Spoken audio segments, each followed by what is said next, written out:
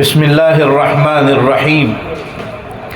الحمد لله رب العالمين إله الأولين والآخرين، والصلاة والسلام على أشرف الأنبياء والمرسلين سيدنا ومولانا محمد بن عبد الله الأمين وعلى آله وصحبه أجمعين، وعلى كل من دعا بدعوته واستنى بسنته واهتدى بهديه إلى يوم الدين. أما بعد، فقد قال الله تبارك وتعالى في شأن حبيبه: إن الله وملائكته يصلون على النبي يا أيها الذين آمنوا صلوا عليه وسلموا تسليما. اللهم صل على سيدنا محمد وعلى آل سيدنا ومولانا محمد وبارك وسلم. جزا الله عنا نبينا محمدا صلى الله عليه وسلم بما هو أهله. اللهم صل على سيدنا محمد في أول وأوسط وآخر كلامنا. بزرگان محترم، برادران اسلام، گھروں میں بیٹھ کر سننے والی اسلامی مائیں، بہنیں، بچیاں، الحمدللہ ہمارا یہ پروگرام جس میں حضرت مولانا قاری طاہر صاحب کرماڈی دامت برکاتہم العالیہ نے بہت ہی سریلی آواز میں قرآن کریم کی تلاوت اس انداز سے پیش کی کہ طبیعت جھوم اٹھی، اور پھر مدینہ منورہ کا ایسا ذکر کیا کہ تھوڑی دیر کے لیے ایسا لگتا تھا جیسے ہم مدینہ منورہ کی گلیوں میں پہنچ چکے، اور پھر فکر آخرت کا ایسا انداز اور ایسے اشعار پیش کیے کہ لگتا تھا کہ اس وقت ہمارے سامنے موت منڈلا رہی ہے اور تیاری ہے، منکر نکیر کے سوالات ہم سے ہونے والے ہیں. یہ ساری باتیں در حقیقت پڑھنے والے کے دل سے جب بات نکلتی ہے، چو از دل خیزت بر دل ریزت، جب دل سے بات نکلتی ہے تو دل پر اثر کرتی ہے. واقعتاً بہت گہرائی کے ساتھ حضرت قاری صاحب نے تلاوت بھی فرمایا اور بہت گہرائی کے ساتھ نظم و نعت بھی پیش فرمائی. اللہ تعالیٰ سے دعا ہے کہ حق تعالیٰ شانہ حضرت قاری صاحب کی عمر میں برکت عطا فرمائے، اور اللہ تعالیٰ ان کی آواز میں اور بھی طاقت و قوت عطا فرمائے، اور اللہ تعالیٰ دیر اور دور تک کے لیے انہیں قبول فرما لیں، اور زندگی کے آخری لمحات پر، آخری لمحات تک ہم سب کو دین کے ساتھ جمے رہنے، قرآن سے وابستہ رہنے اور رسول اللہ صلی اللہ علیہ وسلم کے عشق سے وابستہ رہنے کی اللہ ہم سب کو توفیق عطا فرمائے. اور حضرت قاری طاہر صاحب کے بعد حضرت مولانا مفتی سہیل صاحب دامت برکاتہم العالیہ نے جس انداز سے تلاوت پر اور نظم و نعت پر تبصرہ فرمایا، میں یہ اب نہیں ضرورت سمجھتا کہ کوئی تقریر اس گفتگو کے بعد کی جائے، اس تلاوت کے بعد کی جائے، اس نظم و نعت کے بعد کی جائے، لیکن چونکہ اب ہم حاضر ہو چکے ہیں اور ان حضرات کے حکم پر میں آپ حضرات کے سامنے بیٹھ چکا ہوں، تو دو چار باتیں آپ حضرات کے سامنے ذکر کرتے ہیں. اللہ رب العزت سے دعا کرتے ہیں کہ حق تعالی شانہ مفید باتیں کہنے کی توفیق عطا فرمائے، اور جو کچھ کہا جائے اللہ تعالی ہم سب کو اس پر عمل کرنے والا بنائے. اللہ ہمارے مل بیٹھنے کو قبول فرمائے. میرے بھائیوں، قرآن کریم کی ایک آیت شریفہ سے ہم اپنی گفتگو کا آغاز کرتے ہیں.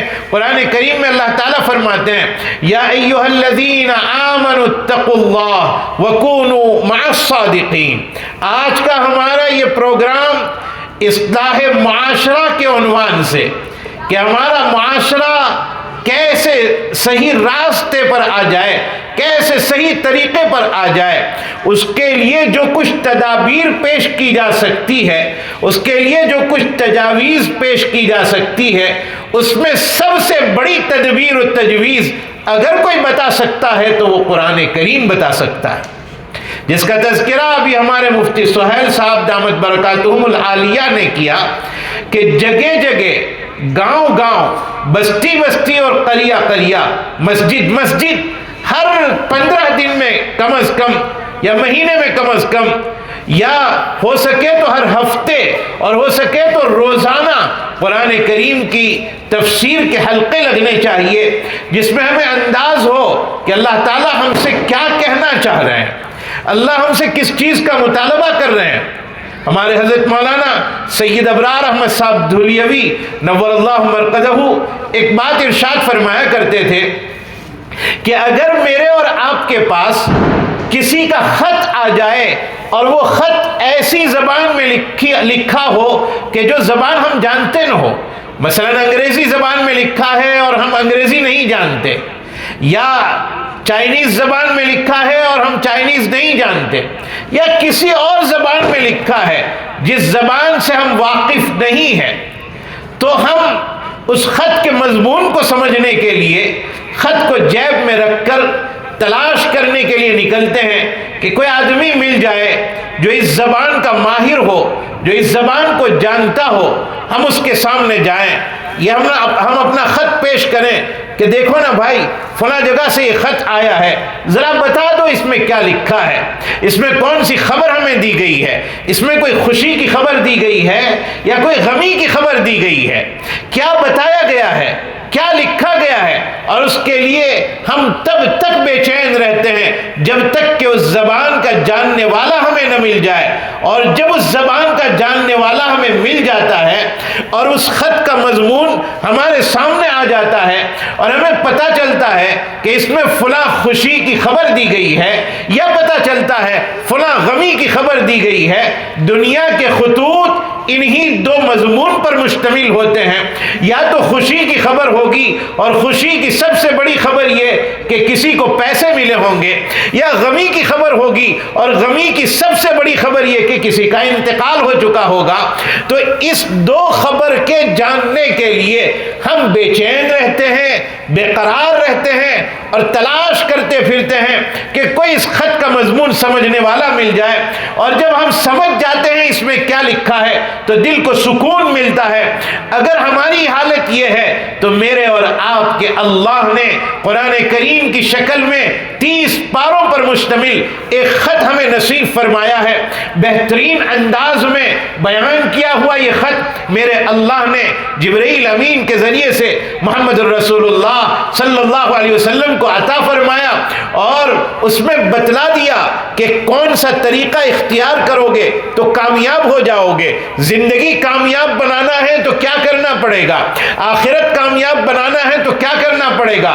دنیا اور آخرت میں آدمی کب رسوا ہوتا ہے اور دنیا اور آخرت میں آدمی کب معزز بنتا ہے، جہاں جس قرآن میں دنیا کی تمام باتیں بیان کر دی گئی، جس قرآن میں آخرت کی باتیں بیان کر دی گئی، جس قرآن میں جنت و جہنم کا تذکرہ کر دیا گیا، جس قرآن میں ماں باپ کا کیا مقام ہے وہ بیان کر دیا گیا، جس قرآن میں ماں کے ساتھ کیسے پیش آنا ہے وہ بیان کر دیا، باپ کا کیا مقام ہے وہ بیان کر دیا، جس قرآن میں بھائی اور بہنوں کو کیسے آپس میں وراثت تقسیم کرنا ہے وہ بیان کر دیا، جس قرآن میں امر بالمعروف کرنے کا طریقہ بتا دیا، جس قرآن میں نہی عن المنکر کرنے کا طریقہ بتا دیا، جس قرآن میں اپنی زبان کو نرم رکھنے کا طریقہ بتلا دیا، جس قرآن میں انبیاء کرام کا تذکرہ کیا گیا، جس قرآن میں ساری باتیں بیان کر دی گئی۔ آج کیا بات ہے کہ ہم بچپن سے اب تک اپنے امام محترم کے پیچھے سورہ فاتحہ نمازوں میں تو سنتے ہیں، بچپن سے لے کر اب تک سنتے چلے آ رہے ہیں کہ قرآن پڑھا گیا، سورہ فاتحہ پڑھی گئی۔ کیا کبھی یہ توفیق ہوئی کہ ہم اپنی مسجد کے امام کے پاس جائیں اور جا کر یہ کہیں کہ امام صاحب یہ بتاؤ، بچپن سے لے کر اب تک، بچپن سے لے کر بڑھاپے تک سورہ فاتحہ ہم سنتے چلے آ رہے ہیں، آج آپ سے میں پوچھنے کے لیے آیا ہوں کہ اس صورت میں میرا اللہ مجھ سے کیا کہنا چاہ رہا ہے، اللہ ہم سے کیا کہنا چاہ رہے ہیں، سورہ فاتحہ میں اللہ تعالیٰ کا کیا پیغام ہے۔ میرے بھائیوں، کئی چیزیں ایسی ہیں جو ہماری زبان زد ہو چکی ہے، کئی چیزیں ایسی ہیں جو زبانی یاد ہے۔ سورہ فاتحہ بچے بچے کو یاد ہے، اور ہماری مساجد میں جمعہ میں جو خطبہ ہوتا ہے، دوسرے خطبے میں آیت شریفہ پڑھی جاتی ہے، ان اللہ یأمرکم بالعدل والاحسان وایتاء ذی القربى وینہی عن الفحشاء الی آخر الآیہ۔ اس آیت کو ہم سن سن کر یاد کر چکے ہیں، اور اتنا یاد ہو چکا ہے کہ جب امام منبر پر کھڑے ہو کر اس آیت کی تلاوت کرتے ہیں تو ہمیں پتہ چل جاتا ہے کہ اب خطبہ ختم ہونے والا ہے۔ یہ آیت کتنی اپنے اندر جامعیت رکھتی ہے، اور اس آیت میں کیا مضامین ہیں۔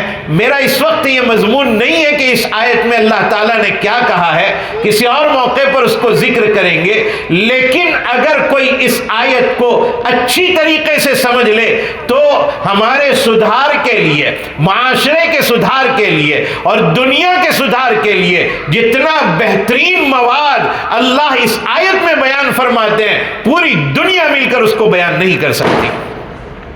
لیکن ہمیں اس کا انداز ہی نہیں ہے کہ اللہ ہم سے کیا کہنا چاہ رہے ہیں، اللہ کب راضی ہوتے ہیں ہم سے، اللہ کن باتوں پر ناراض ہو جاتے ہیں، اللہ تعالیٰ ہم سے کیا مطالبہ کرتے ہیں، کن باتوں سے اللہ روکتے ہیں، اس کا اب تک ہمیں احساس نہیں ہوا۔ میرے بھائیوں، خیر قرآن کریم پر کسی اور موقع پر آپ کے سامنے ذکر کریں گے۔ اس وقت میرا عرض کرنا یہ ہے کہ قرآن کریم کی ایک آیت اللہ تعالیٰ اس میں کیا فرمانا چاہ رہے ہیں، یا ایھا الذین آمنوا، اے ایمان والو۔ اللہ جب پیار فرماتے ہیں تو اپنے بندوں کو اے ایمان والو کہہ کر پکارتے ہیں۔ باپ اپنے بیٹے سے جب پیار کرتا ہے تو بہت اچھے انداز میں اس کو آواز دیتا ہے، او میرے بیٹے، او میرے بیٹے، او میرے لاڈلے، او میرے قریب آ جا۔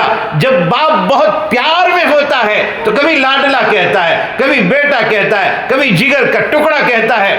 اللہ بہت پیار کے ساتھ جب پکارتے ہیں تو یا ایھا الذین آمنوا کہتے ہیں۔ یہی وجہ ہے کہ عبداللہ ابن مسعود رضی اللہ تعالیٰ عنہ غالباً یہ فرماتے ہیں کہ جب بھی قرآن کریم میں اللہ تعالیٰ یہ فرمائے یا ایھا الذین آمنوا تو چوکنا ہو کر بیٹھ جاؤ کہ اب اللہ آگے بہت بڑی بات ارشاد فرمانے جا رہے ہیں۔ تو اللہ فرماتے ہیں یا ایھا الذین آمنوا، اے ایمان والو، اے ایمان والو، اے ایمان والے مرد، اے ایمان والی عورتیں، اللہ ہم سے بات چیت کر رہے ہیں، اللہ ہمیں پکار رہے ہیں۔ یہ اور بات ہے کہ ہم جواب نہیں دے رہے ہیں، ورنہ کس وصف سے اللہ تعالیٰ نے بلایا ہمیں، کیا کہہ کر بلایا۔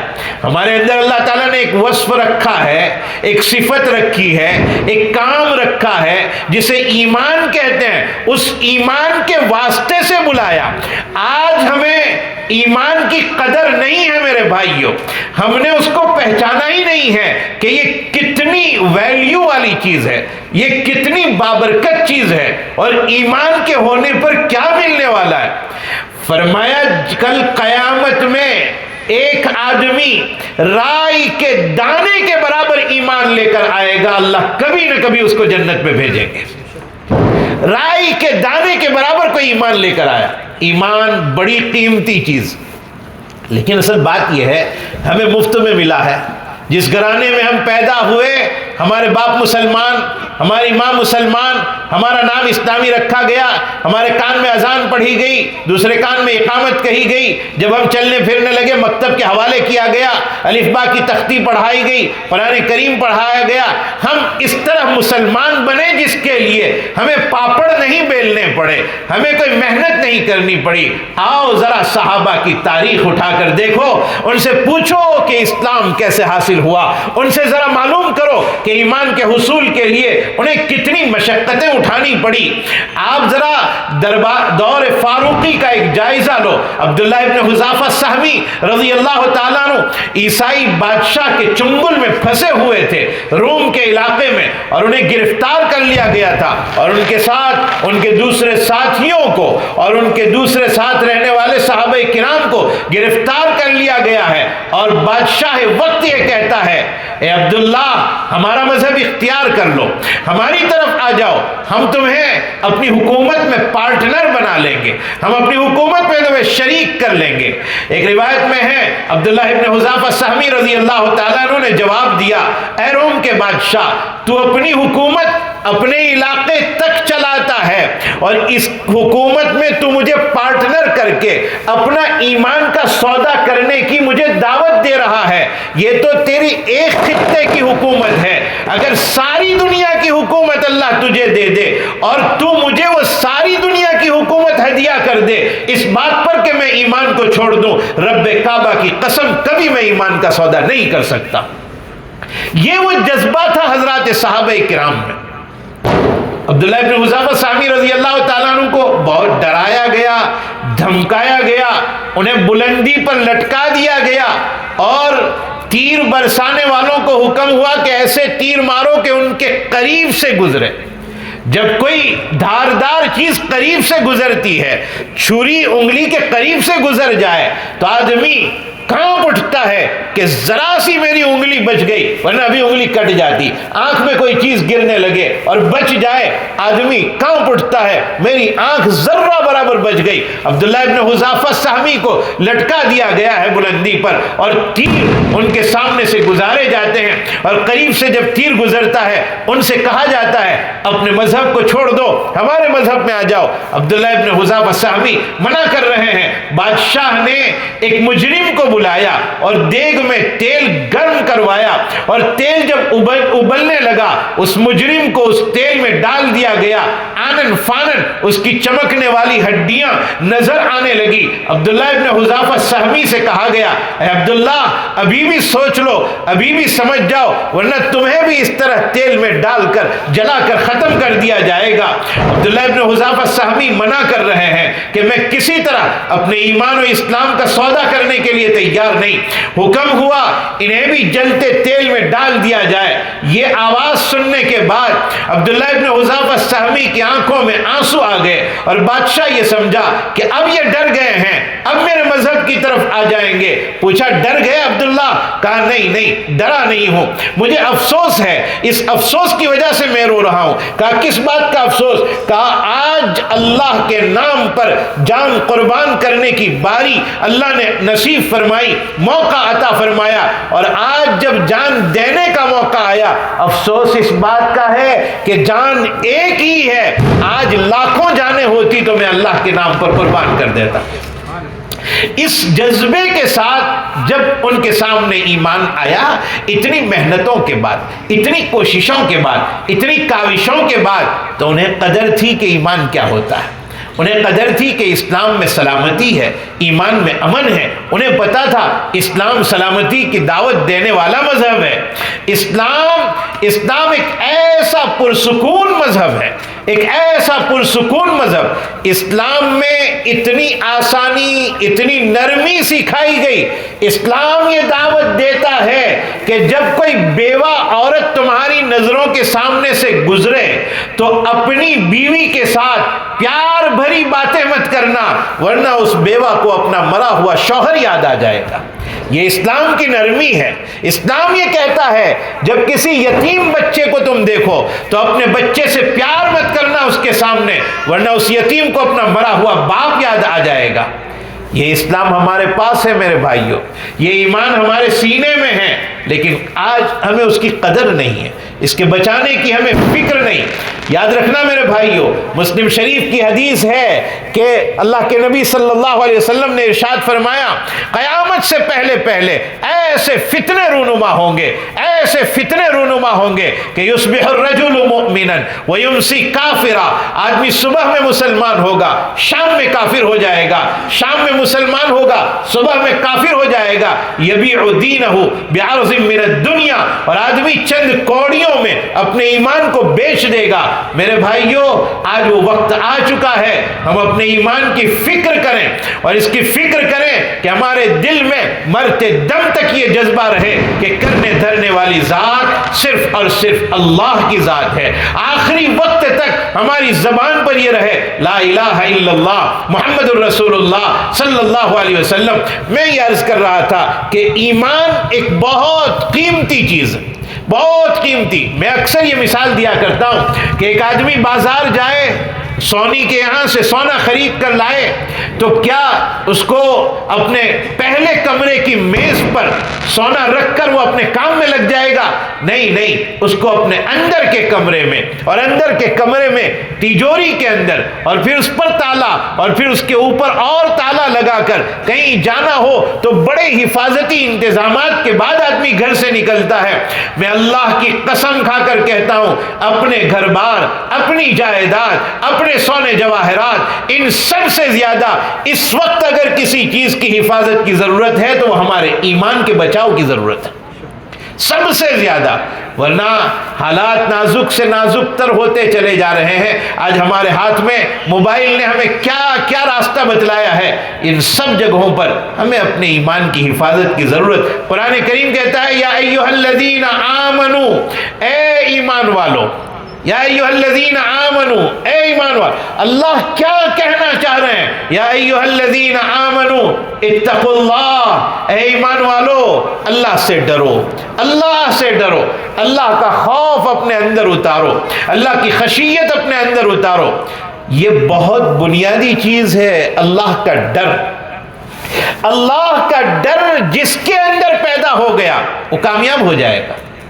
جس کے اندر اللہ کا ڈر عورت میں آ گیا, عورت باحیا بن جائے گی. اللہ کا ڈر عورت میں آ گیا, وہ باپردہ بن جائے گی.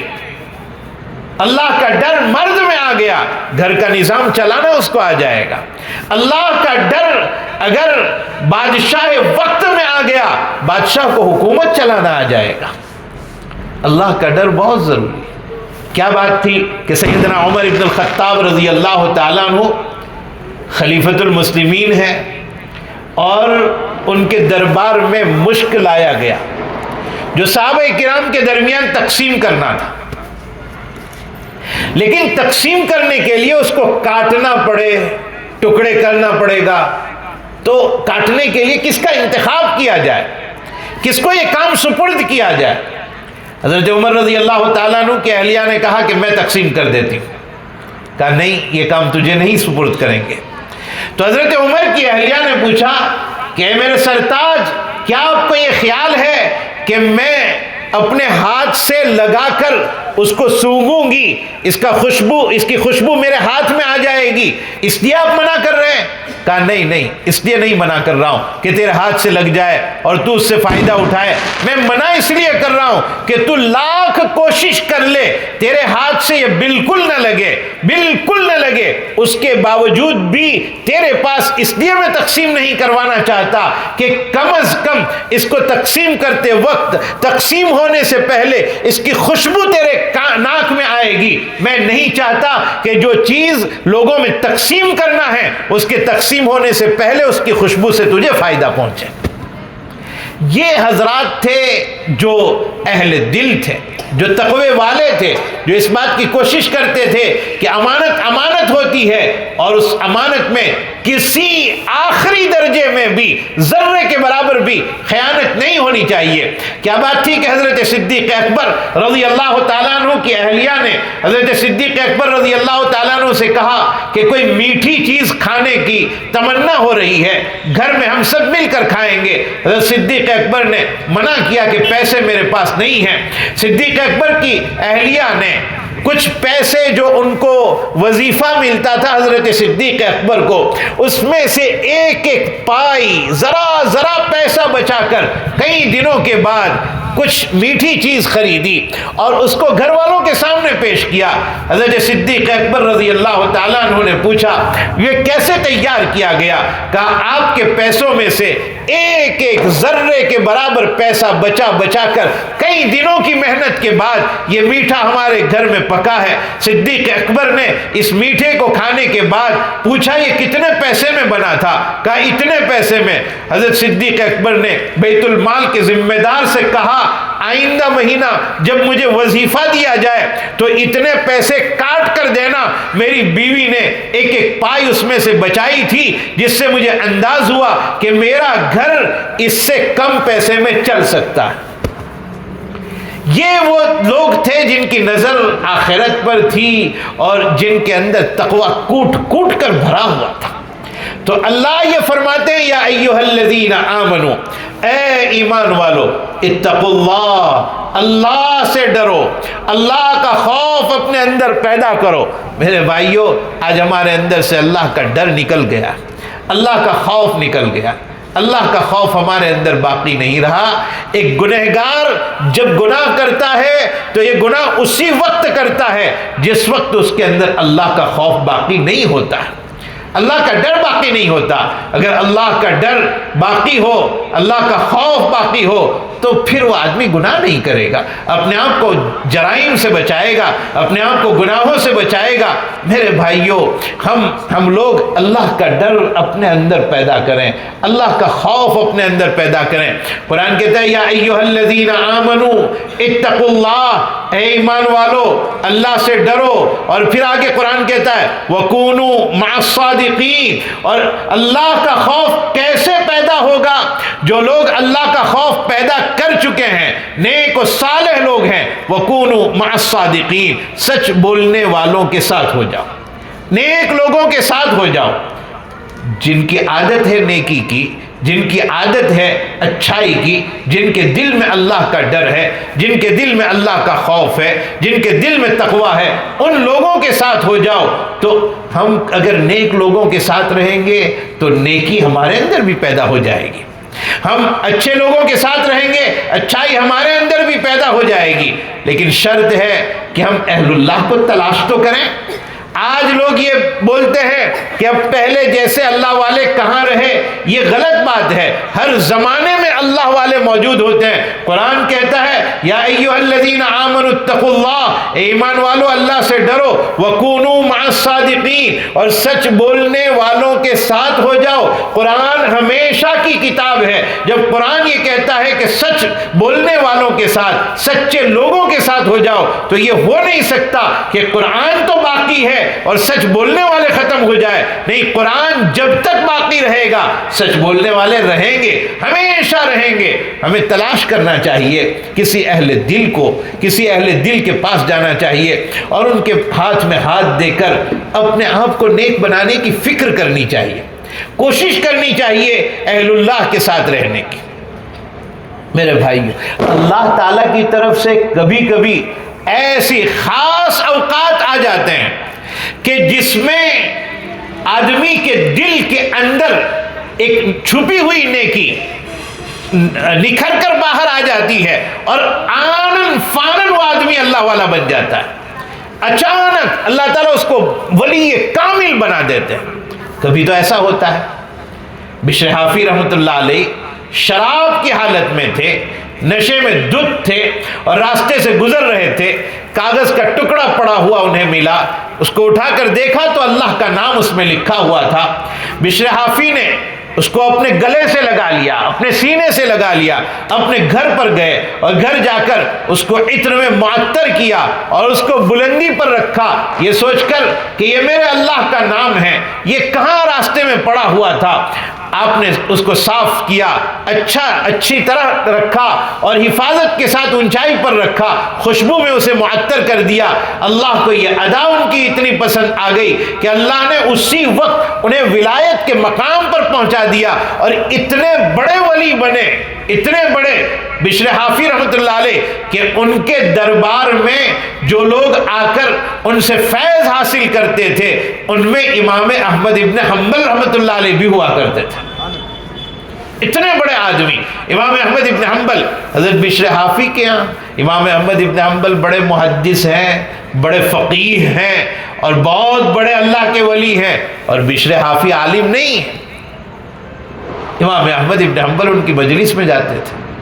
میرے بھائیوں، کبھی ایسا ہوتا ہے کہ اللہ تعالیٰ آنن فانن ولایت عطا فرما دیتے ہیں، مقام بلند تک اللہ تعالیٰ آنن فانن پہنچا دیتے ہیں، لیکن کبھی تلاش کرنا پڑتا ہے، کبھی تلاش کرنا پڑتا ہے کہ کوئی اہل دل مل جائے اور ان کے ہاتھ میں ہم ہاتھ رکھ دیں اور ان کے ساتھ اپنا تعلق قائم ہو جائے تو پھر صحبت صالح ترا صالح کند، نیکوں کی صحبت تجھے نیک بنا دے گی، اچھوں کی صحبت تجھے اچھا بنا دے گی۔ اللہ سے دعا کرنی چاہیے. اللہ تعالیٰ بشر حافی کو آپ نے آنن فانن ولایت عطا فرما دی تھی. اے اللہ میں نیک بننا چاہتا ہوں. نیک بننے کی فکر بھی بہت بڑی فکر ہے میرے بھائیوں. آدمی سوچے تو صحیح کہ میں سیدھے راستے پر آنا چاہتا ہوں. میں نے قرآن کریم کی جو پہلی آیت ہے، پہلی سورت ہے سورہ فاتحہ، اس پر غور کیا تو اللہ تعالیٰ نے ایک عجیب بات ذہن میں ڈالی کہ قرآن کی پہلی سورت سورہ فاتحہ اور اس میں دعا مانگنے کا طریقہ بتلایا گیا کہ پہلے اللہ کی تعریف کرو اور اس کے بعد اللہ تعالیٰ سے مانگو. کیا مانگنا ہے؟ پہلی سورت میں جو چیز بتلائی گئی، اللہ کوئی اور دعا بھی بتلا سکتے تھے، لیکن میرے اللہ نے جو دعا سکھائی وہ یہ، اہدنا الصراط المستقیم، اے اللہ مجھے سیدھے راستے کی ہدایت عطا فرما، سیدھے راستے پر چلنا مجھے نصیب فرما. ہدایت کتنی بنیادی اور کتنی بڑی چیز ہے، سب سے پہلے وہ مانگنا سکھایا گیا. آج ہمارا المیہ یہ ہے میرے بھائیوں، بہت دکھ کی بات ہے کہ جب کسی کو سمجھایا جاتا ہے کہ یہ اچھا کام نہیں ہے مت کرو، فلاں کام اچھا ہے اس کو کرو، تو جواب یہ ملتا ہے کہ مول صاحب حالات بہت خراب ہیں، حالات بہت خراب ہے، بہت بگڑے ہوئے حالات ہیں، اس میں کیسے ہم سدھر سکتے ہیں. یاد رکھنا میرے بھائیوں، کل قیامت میں جب اللہ تعالیٰ کے سامنے ہم حاضر ہوں گے اور اللہ کے دربار میں حاضر ہو کر ہم اپنی زندگی کا حساب و کتاب دیں گے اور اللہ سوال پوچھیں گے کہ زندگی کیسے گزاری، جوانی کیسے گزاری. اللہ تعالیٰ جب سوال پوچھیں گے مال کہاں سے کمایا، کہاں لگایا، اللہ جب سوال پوچھیں گے علم کا کیا حصہ حاصل کیا اور اس پر کتنا عمل کیا، یہ سارے سوالات جب اللہ تعالیٰ پوچھیں گے تو کیا کسی میں یہ ہمت ہوگی جو یہ کہہ پائے کہ اللہ دنیا میں حالات بڑے خطرناک تھے؟ کیا ہم یہ کہہ پائیں گے؟ اور اگر کہہ بھی دیا تو اللہ تعالیٰ نے اگر دوسرا سوال پوچھ لیا کہ حالات خراب تھے تو مجھ سے مانگ لیتے، حالات درست کرنے کا سوال کر لیتے، میں حالات درست کر دیتا. اسی لیے ہمارے اکابرین نے لکھا ہے کہ اگر کوئی آدمی سدھرنا چاہے، نیک راستے پر چلنا چاہے، اور چلنا چاہے نہیں چلنا ہی چاہیے، اس کے لیے کیا کام کیا جائے؟ بھئی میں اور آپ نیکی پر آ جائیں، سیدھے راستے پر آ جائیں، صراط مستقیم پر آ جائیں اور بہت اچھے انسان بن کر رہیں. اس کے لیے ہمیں کیا کرنا پڑے گا؟ اکابرین فرماتے ہیں کہ روزانہ 5 منٹ کا ہی صحیح لیکن وقت فارغ کر کے اللہ تعالیٰ کے سامنے ایک دعا کرنی چاہیے. اللہ میں آپ کے بتائے ہوئے نیک راستے پر آنا چاہتا ہوں، سیدھے راستے پر چلنا چاہتا ہوں. اللہ حالات بہت نازک ہے، میں نہیں چل پاتا، میری نظر کی حفاظت نہیں ہو پاتی، میں غلط چیزیں دیکھنا چھوڑنا میرے لیے مشکل ہو رہا ہے. اے اللہ آپ سیدھے راستے پر چلا دیجئے. اگر کوئی آدمی روزانہ 5 منٹ اپنا وقت فارغ کر کے یہ دعا کرتا رہے گا تو 40 دن تک کی دعا پر اللہ اسے ہدایت نصیب فرما دیں گے.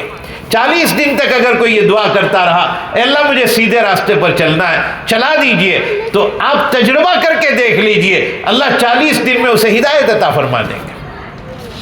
میرے بھائیوں، ہم مانگنے والے تو بنے، اللہ تعالیٰ سے درخواست تو کریں. ہم تو مائل بکرم ہیں، کوئی سائل ہی نہیں، اور راہ بتائیں کسے، کوئی راہ رو منزل ہی نہیں.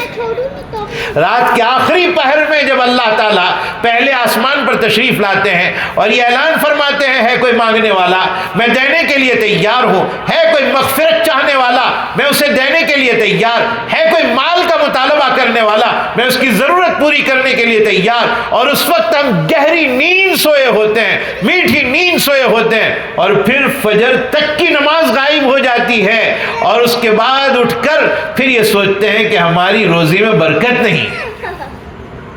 ارے روزی میں برکت کے لیے جو وقت متعین کیا ہے اللہ تعالیٰ نے فجر کی نماز کا، اس وقت ہم سوئے ہوئے.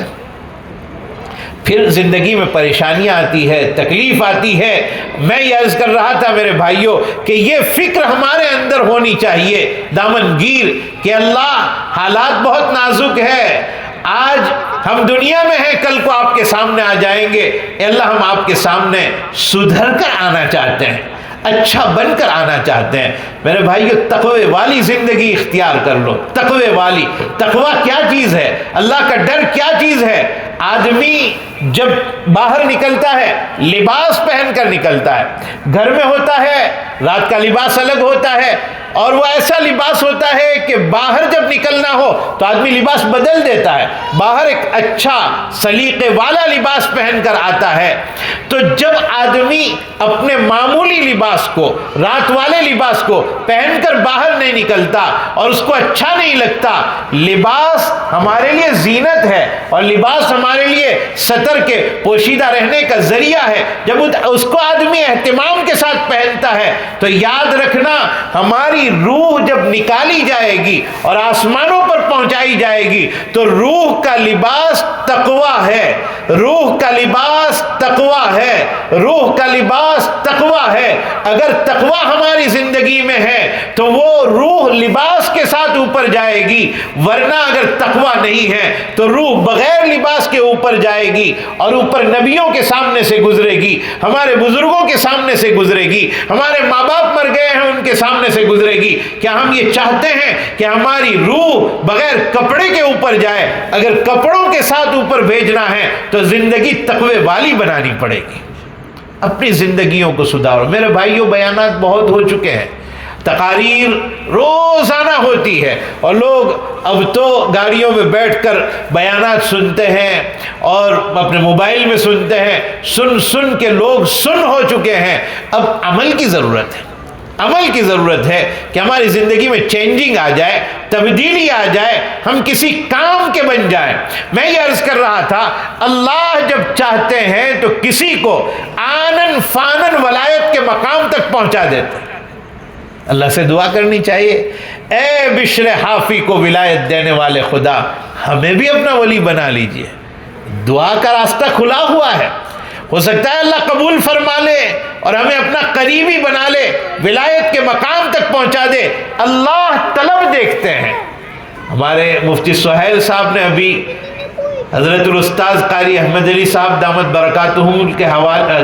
برکاتہم العالیہ کے حوالے سے کل کی بات ذکر کی، احمد آباد میں جو ذکر کر رہے تھے کہ اللہ طلب دیکھتے ہیں۔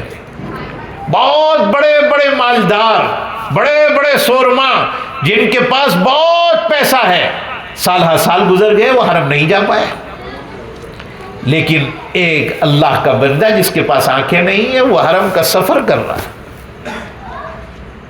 ابھی چند دنوں پہلے میں نے ایک جگہ یہاں کیم ہی میں رائل پارک میں جمعہ کے بیان میں یہ بات ذکر کی تھی کہ ایک آدمی بھوپال سے نکلا پرانے زمانے میں حج کرنے کے ارادے سے کہ چلو میں حج کرنے کے لیے جاؤں، پیسہ نہیں ہے اس کے پاس، پیسہ صرف 1 روپیہ ہے، اور 1 روپیہ لے کر حج کے لیے نکلا، اور اس 1 روپیہ میں سے 12 آنا کا اس نے تھیلا خریدا اور 4 آنے کے اس نے چنے خریدے، اور یہ لے کر حج کے لیے نکلا۔ بامبے پہنچا، اسٹیمر والے کے ساتھ بات کی اور کہا میں آنا چاہتا ہوں حج میں، مجھے کوئی نوکری دے دیجئے، میرے پاس پیسہ نہیں ہے، میں خدمت کروں گا۔ تو وہ اللہ کا بندہ نوکری کرتے کرتے حرم تک پہنچ گیا۔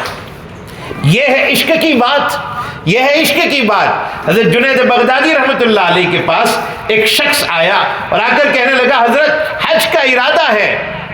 تو حضرت نے فرمایا کیا کیا جائے؟ کہا پیسہ نہیں ہے میرے پاس، لیکن حج میں جانا ہے، یہ پکا ارادہ میں کر چکا ہوں۔ تو حضرت نے فرمایا جیب میں ہاتھ ڈال کر چونی نکال کر دی، لو یہ لے جاؤ، شاید تمہیں کچھ کام آ جائے۔ انہوں نے چونی اپنے جیب میں رکھی اور نکل پڑا۔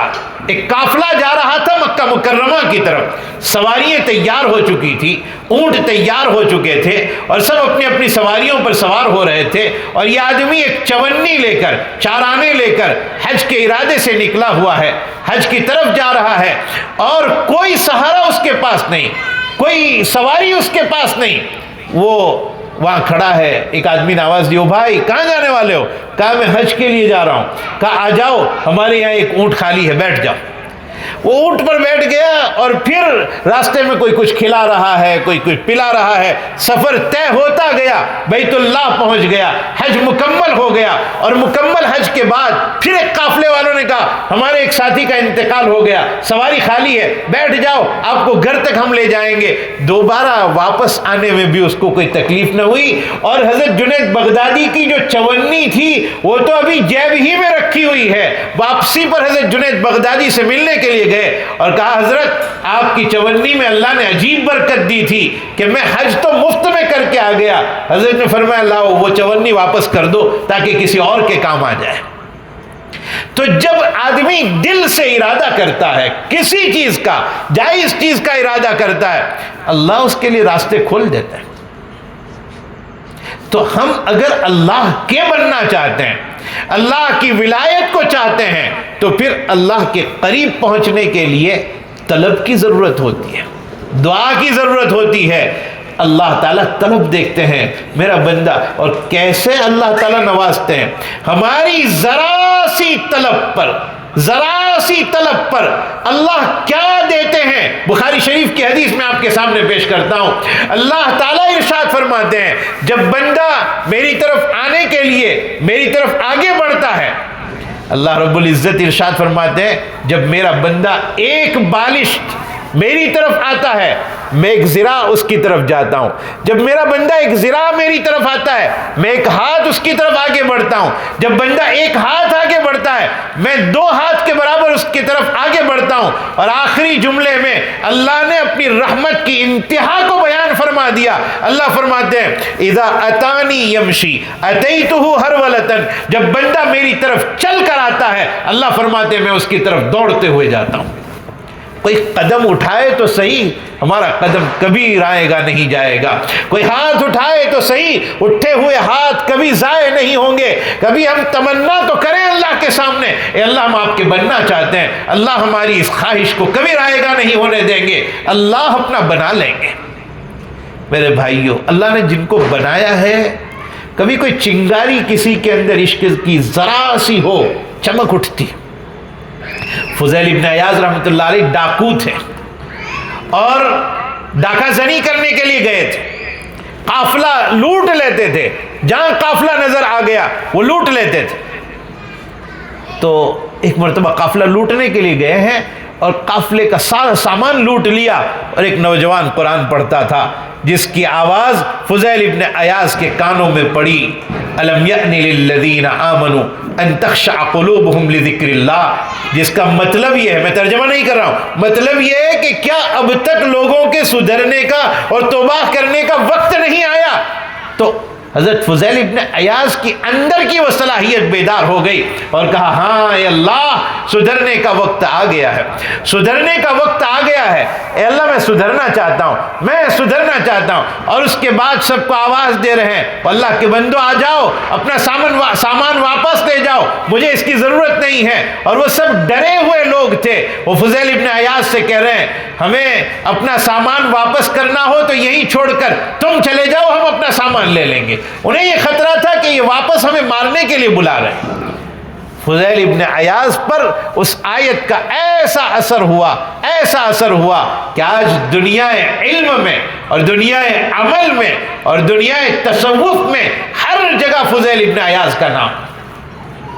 تو اللہ جب نوازنا چاہتے ہیں وہ آنن فانن نواز دیتے ہیں، لیکن میرے بھائیوں اللہ کی طرف ہم اپنی طلب کے ساتھ جائیں کہ اللہ ہم بہت مجرم بندے ہیں، ہم بہت پاپی ہیں، بڑے گنہگار ہیں، بڑے قصوروار ہیں، اے اللہ ہم آپ کا بننا چاہتے ہیں۔ نفس و شیطان دو دشمن ہمارے ساتھ لگے ہوئے ہیں، وہ آپ تک آنے نہیں دیتے ہیں، اے اللہ ہمارے لیے کوئی راستہ کھول دیجئے، ہمیں اپنے پاس بلا لیجئے، اپنا قریبی بنا لیجئے۔ جب طلب دیکھیں گے اللہ تعالیٰ یقیناً اپنے قریب بلا لیں گے۔ تو میرے بھائیوں اللہ تعالیٰ قرآن کریم میں فرماتے ہیں یا ایھا الذین آمنوا اتقوا اللہ، اے ایمان والو اللہ سے ڈرو، وَكُونُوا مَعَ الصَّادِقِينَ، اور سچے لوگوں کے ساتھ ہو جاؤ، نیک لوگوں کے ساتھ ہو جاؤ، تاکہ تمہارے اندر بھی تقویٰ پیدا ہو جائے۔ میرے بھائیوں، قرآن کریم ایک عظیم الشان کتاب ہے جو ہمیشہ کی کتاب ہے، اور اس نے ہمیں کتنی بڑی تعلیم دی ہے۔ ہمارے اندر ایمان تو ہے، اسلام تو ہے، لیکن کیسا ایمان اور اسلام ہونا چاہیے، کس درجے کا ایمان اور اسلام ہونا چاہیے، قرآن کریم اس کی رہنمائی کرتا ہے۔ یا ایھا الذین آمنوا، یا ایھا الذین آمنوا ادخلوا فی السلم کافہ، اے ایمان والو اسلام میں پورے پورے داخل ہو جاؤ، پورے پورے۔ ہم نظر آئے ہیں کہ ہم مسلمان ہیں، ہم نظر آئے کہ لا الہ الا اللہ پڑھنے والا یہ بندہ ہے، ہم نظر آئے کہ یہ محمد صلی اللہ علیہ وسلم کا ماننے والا ہے۔ ہماری شان یہ ہو کہ ہم راستہ نکلیں تو تکلیف دہ چیزوں کو ہٹاتے ہوئے نکلیں، راستے میں کانٹا پڑا ہو ہم ہٹاتے ہوئے نکلیں، تاکہ دیکھنے والا یہ سمجھے کہ یہ محمد صلی اللہ علیہ وسلم کا شیدائی جا رہا ہے، حضور کا ماننے والا جا رہا ہے۔ ہم مسلمان ہیں، ہمیں کیا ذمہ داری دی گئی ہے؟ ہماری ذمہ داری یہ ہے من سلم المسلمون من لسانہ و یدہ، مسلمان وہ ہے پکا سچا جس کی زبان اور جس کے ہاتھ سے کسی کو تکلیف نہ پہنچے۔ میرے بھائیوں، آج ہم سے کس کس کو تکلیف پہنچ رہی ہے؟ آج ہی میں نے ایک حدیث پڑھائی مسلم شریف میں، سرکار دو عالم صلی اللہ علیہ وسلم ارشاد فرماتے ہیں واللہ لا یؤمن، واللہ لا یؤمن، واللہ لا یؤمن۔ اللہ تعالیٰ 3 مرتبہ، اللہ کے نبی صلی اللہ علیہ وسلم 3 مرتبہ قسم کھا کر فرماتے ہیں کہ وہ آدمی مومن نہیں ہے۔ پوچھا کون؟ اے اللہ کے نبی کون مومن نہیں؟ کہا جس کی تکلیف سے پڑوسی محفوظ نہ ہو، جس کی وجہ سے اپنے پڑوسیوں کو تکلیف ہوتی ہو، وہ مومن نہیں ہے۔ ہمارے ذریعے نہ ہمارے بچوں کو تکلیف ہو، نہ ہماری عورت کو تکلیف ہو، نہ ہمارے پڑوسیوں کو تکلیف ہو، ہم بے ضرر ہو کر زندگی گزاریں، ایسی زندگی گزاریں جیسی زندگی اللہ تعالیٰ ہم سے چاہتے ہیں، تو ہمارا گھر کا نظام بھی بہترین ہو جائے گا، محلے کا نظام بھی بہترین ہو جائے گا، معاشرے کا نظام بھی بہترین ہو جائے گا، اور آہستہ آہستہ آہستہ آہستہ دور اور دیر تک کے لیے نظام سدھرتا جائے گا۔ کامیابی اسی میں ہے، کامیابی اسی میں ہے میرے بھائیوں کہ ہم سرکار دو عالم صلی اللہ علیہ وسلم کے طریقوں کو اختیار کر لیں، آپ صلی اللہ علیہ وسلم کی باتوں کو اختیار کر لیں، قرآن کریم کو اپنا اوڑھنا بچھونا بنا لیں، اور مرتے دم تک کے لیے ہم قرآن کریم سے وابستہ ہو جائیں، قرآن پڑھ رہے ہوں اور آخری سانس ہماری ہو جائے اور آخری وقت ہمارا آ جائے اور قرآن پڑھتے پڑھتے ہم اللہ کو پیارے ہو جائیں۔ اللہ تعالیٰ ہمیں موقع نصیب فرمائے، اور جنہوں نے زندگیاں قرآن کے ساتھ گزاری ہے ان کی موت ایسی آئی ہے، قرآن پڑھتے پڑھتے موت آئی ہے۔ حدیث پڑھانے والے اخلاص کے ساتھ پڑھاتے رہے، موت حدیث کے ساتھ آئی۔ جیسی زندگی آدمی گزارتا ہے ویسی موت آتی ہے۔ اور میرے بھائیوں، سب سے کٹھن معاملہ ہماری موت کس حالت میں آنے والی ہے یہ ہمیں پتہ نہیں۔ تیاری کرنا ہے کہ آخری وقت ہمارا اچھا ہو، آخری وقت ہماری زبان پر لا الہ الا اللہ ہو اور ہمارا بیڑا پار ہو جائے، یہ ہماری تمنا ہونی چاہیے، اور اس کے لیے محنت کرنی چاہیے، کوشش کرنی چاہیے۔ مصر کی جامع مسجد میں ایک مؤذن ہوا کرتے تھے، اور وہ بہت اونچے منارے پر چڑھ کر اذان پڑھا کرتے تھے۔ ایک مرتبہ وہ اذان کے لیے منارے کے اوپر جا رہے تھے، نیچے نظر پڑی تو مسجد کے باہر، مسجد کے بازو میں بغل میں کوئی نئے لوگ رہنے کے لیے آئے تھے، ان میں کوئی نوجوان لڑکی بھی تھی۔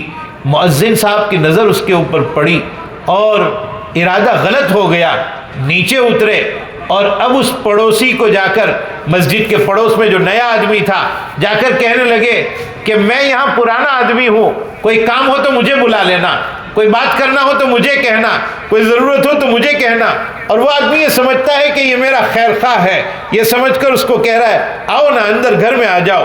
اب یہ مؤذن جو اذان پڑھنے کے لیے جا رہا تھا، اندر ہی اندر خوش ہو رہا ہے کہ اب میں جس کو دیکھنے کے لیے آیا ہوں، گھر میں جانے کے بعد میں اس کو دیکھ سکوں گا۔ ابھی مؤذن نے آگے پیر بڑھایا اور کسی چیز پر پیر پڑا اور نیچے گرا، گرنے کی وجہ سے اس کا انتقال ہو گیا۔ ہمارے علماء لکھتے ہیں اگر یہ ممبر کے اوپر اور منارے کنارے کے اوپر جاتے جاتے گرا ہوتا تو اذان پڑھنے کے لیے جا رہا تھا، اللہ بڑا درجہ عطا فرماتے، لیکن اب جو نیچے اترا ہے ایک بدنگاہی کے ارادے سے اترا تھا اور اس حالت میں اس کا انتقال ہوا، وہ کیسے اپنے رب سے ملا ہوگا وہ اللہ ہی بہتر جانتا ہے۔ اس لیے اپنے آخری وقت کے بارے میں ہر وقت یہ فکر مند ہو رہنا چاہیے کہ پتہ نہیں آخری وقت میں ہمارا کیا ہوگا، ہماری زبان پر کلمہ آئے گا یا نہیں آئے گا، ہم آخری وقت میں اللہ تعالیٰ کو راضی کر پائیں گے یا نہیں کر پائیں گے۔ یہ فکر آج سب سے بڑی بیماری، میں اکثر کہا کرتا ہوں، لوگ یہ سمجھتے ہیں کہ کینسر بہت بڑی بیماری ہے، آدمی اس میں مر جاتا ہے، پیٹ کی کوئی بیماری ہو اسے بڑی بیماری سمجھتا ہے، آدمی یہ سوچتا ہے بہت بڑی بیماری، مر جاتا ہے، جیسے کورونا کے بارے میں چلا، بڑی بیماری جس کو ہو جاتا ہے وہ مر جاتا ہے۔ ہم سوچتے ہیں ان ساری بیماریوں سے بڑی بیماری، اے لوگو، او میرے بھائیوں، ان ساری بیماریوں سے بڑی بیماری اگر کوئی ہے تو وہ ہماری غفلت کی بیماری ہے۔ اس لیے کہ ان بیماریوں میں آدمی زیادہ سے زیادہ مر جاتا ہے، لیکن غفلت والی زندگی سے خطرہ ہے کہ جہنم کی طرف چلا جائے گا آدمی۔ اپنی غفلت کو چھوڑنے کی ضرورت ہے اور جانے والوں کو دیکھ کر عبرت حاصل کرنا چاہیے، جن کا انتقال ہو جاتا ہے، جن کا انتقال ہو جاتا ہے، جنازہ ہماری نظروں کے سامنے سے گزرتا ہے، وہ جنازہ آواز دیتا ہے، یہ اور بات ہے کہ ہمارے کان بہرے ہو چکے ہیں، ہم سن نہیں پاتے، ورنہ جنازے سے آواز آتی ہے، من نہ کردم شمع حضر بکنیت، میں نے کچھ نہیں کیا ہے، اے لوگو تم کام کر لینا، اے لوگو تم اچھے عمل کر لینا، ہر جانے والا یہ کہتے ہوئے جاتا ہے۔ بھائیو، موت آ جائے گی، وقت ختم ہو جائے گا۔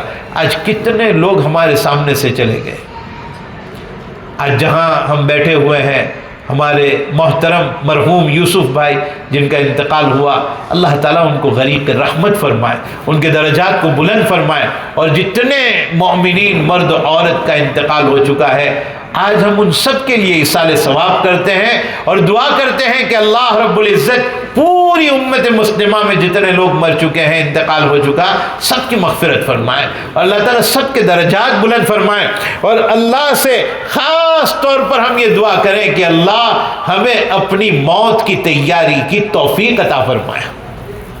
بڑا سفر ہے موت کا، سفر لمبا سفر ہے، اور اس سفر میں بڑی کٹھنائیاں آ سکتی ہیں۔ قبر کے بارے میں جو کچھ باتیں سرکار دو عالم صلی اللہ علیہ وسلم نے ارشاد فرمائی، اگر آدمی ایک بات کو سوچ لے کہ آدمی جب قبر میں لٹا دیا جاتا ہے، دفن کر دیا جاتا ہے، اور جب دفن کرنے والے لوٹتے ہیں، ان کے پیروں کے چلنے کی آہٹ مردہ اپنی قبر میں سنتا ہے، اس وقت وہ فرشتے حاضر ہو جاتے ہیں اور مردے کو بٹھاتے ہیں اور پوچھتے ہیں من ربک، پہلا سوال تیرا رب کون ہے؟ اس موقع پر ایک لمحے کے لیے قبر میں جب سوال کیا جاتا ہے، اس وقت ایک لمحے میں ساری زندگی کے حالات ہمارے سامنے فلم کی طرح گزر جائیں گے۔ میں نے یہ بھی کام کیا تھا، میں نے فلاں گناہ کیا تھا، اور میں نے قبر کی کوئی تیاری نہیں کی، اور میں تو ایسے ہی مر کر چلا آیا، میں نے نہ اللہ کو یاد کیا، نہ اسلام کو یاد کیا، نہ ایمان کو یاد کیا، نہ اللہ کے رسول کو یاد کیا۔ ایک لمحے میں ساری زندگی کے حالات ہمارے سامنے آ جائیں گے، اس وقت پچھتانے سے کوئی فائدہ نہیں ہوگا۔ آج ہمیں پچھتانا ہے، آج ہمیں تیاری کرنا ہے کہ اللہ آخری وقت آ جائے گا، پتہ نہیں ہم اس وقت کس حالت میں ہوں گے، اے اللہ بری موت سے بچا لیجئے گا اور ایمان کلمے والی موت عطا فرمانا۔ میرے بھائیوں، کوئی تخت شاہی پر بیٹھا ہوا بادشاہ ہو یا کوئی جھونپڑے میں بغیر بستر کے سونے والا آدمی ہو، اذا جاء اجلهم لا يستأخرون ساعة ولا يستقدمون، جب موت کی گھڑی آن پڑتی ہے تو ایک لمحہ آگے بھی نہیں ہو سکتا، ایک لمحہ پیچھے بھی نہیں ہو سکتا، اور کوئی کتنا ہی بڑا آدمی ہو۔ انبیاء کرام وہ شخصیات تھی کہ جہاں ملک الموت پہنچتا تھا تو اجازت لینی پڑتی تھی کہ اگر آپ تیار ہو تو آپ کی روح نکال لی جائے۔ نبیوں کے بعد اور امام الانبیاء والمرسلین سرکار دو عالم صلی اللہ علیہ وسلم کے بعد اب کسی سے یہ نہیں پوچھا جائے گا کہ تم تیار ہو تو ہم لے جائیں، وقت ہو گیا، روح نکل جائے گی اور پھر دوسری دنیا شروع ہو جائے گی۔ ہم بے بس لاش بن کر پڑے ہوں گے، کچھ کر نہیں سکیں گے، بے بس ہوں گے۔ میرے بھائیوں، کفن پہنائے جانے سے پہلے تقوی کا لباس پہن لینا چاہیے، اور کلمہ طیبہ یاد دلائے جانے سے پہلے کلمہ پڑھنے کا خوگر بن جانا چاہیے، غسل دیے جانے سے پہلے توبہ کے پانی سے غسل کر لینا چاہیے، ورنہ بڑا کٹھن معاملہ ہو جائے گا۔ اللہ تعالی ہمیں تیاری کی توفیق عطا فرمائے۔ اللہ بڑے رحیم ہیں، بڑے رحیم ہیں، وہ ذرا سی بات پر نواز دیتے ہیں، لیکن ہم ذرا سی بات تو شروع کریں، ذرا سی تیاری تو شروع کریں، قدم تو اٹھائیں اللہ تعالیٰ کی طرف، اور اللہ تعالیٰ بلا لیں گے اپنی طرف۔ اللہ تعالیٰ نکتہ نواز ہے، وہ ذرا سی بات پر بہت خوش ہو جاتے ہیں، بہت جلدی خوش ہو جاتے ہیں۔ میرے بھائیوں، ہمیں اللہ تعالیٰ سے دعا کرنی ہے، اللہ تعالیٰ ہمارے اس مل بیٹھنے کو بھی قبول فرمائے، ہمارے جمع ہونے کو قبول فرمائے، ہمارے جو علماء کرام یہاں تشریف فرما ہے، قاری طاہر صاحب، مفتی سہیل صاحب، مولانا جنید صاحب، اللہ رب العزت ان سب کے بیٹھنے کو بھی قبول فرمائے، آپ تمام حضرات کے بیٹھنے کو بھی اللہ تعالیٰ قبول فرمائے۔ اللہ تعالیٰ سے دعا کرتے ہیں کہ اللہ تعالیٰ نے جو فرمایا ہے، یا ایھا الذین آمنوا اتقوا اللہ، اے ایمان والو اللہ سے ڈرو، وکونوا مع الصادقین، اے اللہ ہمیں ایمان بھی عطا فرما، پکا سچا تقوی بھی نصیب فرما، اور اے اللہ اہل دل کی صحبت میں رہنے کی توفیق بھی عطا فرما۔ اللہ تعالیٰ ان سب باتوں پر ہمیں عمل کرنے کی توفیق عطا فرمائے۔ این دعا ازمن و از جملہ جہاں آمین بعد، وآخر دعوانا ان الحمد للہ رب العالمین۔